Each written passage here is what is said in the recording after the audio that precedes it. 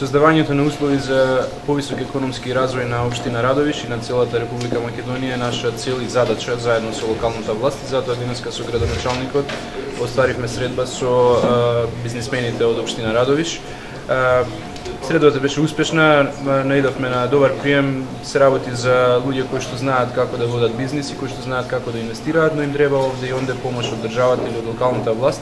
И јас сум охрабрен од тоа што го слушнав, бидејќи имаше намера за нови инвестиции, се бара дополнителни земјишта за проширување на погони, за магазини и слично. Некаде државата ќе помогне во тој дел, некаде локалната власт со градоначалникот тоа го договоривме, ќе им излезе во пресред таму каде што треба општината нешто да направи.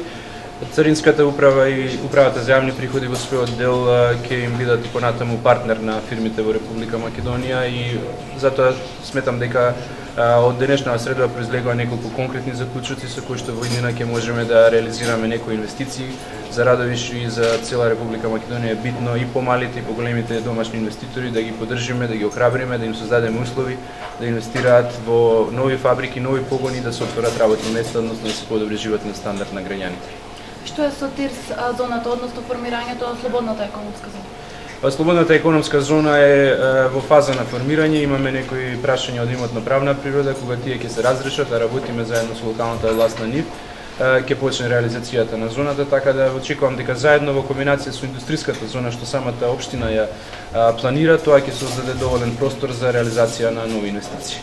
Владата и градоначалникот најавија решавање и на проблемите на заговарите, односно Јака 80, Јака Табак. Дали работите на решавање на овој проблем?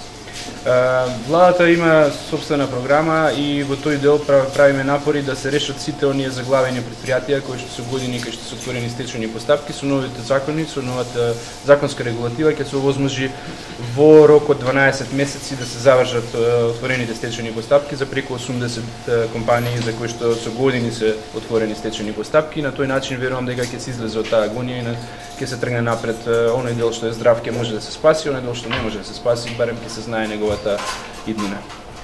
Господине градоначалник, дали смета дека оваа работна посета ќе им помогне на бизнисмените од Радовиш? Апсолутно, имајќи го предвид фактот дека на оваа средба работна, благодарение на посетата на вице-премиерот господинот Ставревски и присуството на поголемите стопанственици од нашата општина, беа отворени доста интересни, значајни прашања.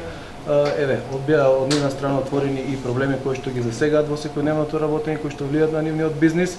На самиот работен состанок се донесува заклучоци, како што кажа премиерот, со кој се обврзавме и ние како локална самоуправа во најбрз можен рок да излеземе во пресед, и мислам дека ова апсолутно плодотворна средба која што од наша страна е поздравена, а јас сум убеден дека и од страна на стопанствениците кои што имаа прилика да директно ги отворат прашањата и поразговарат за сите случувања во делот на економиката со господинот Ставревски, ќе биде на големо задоволство.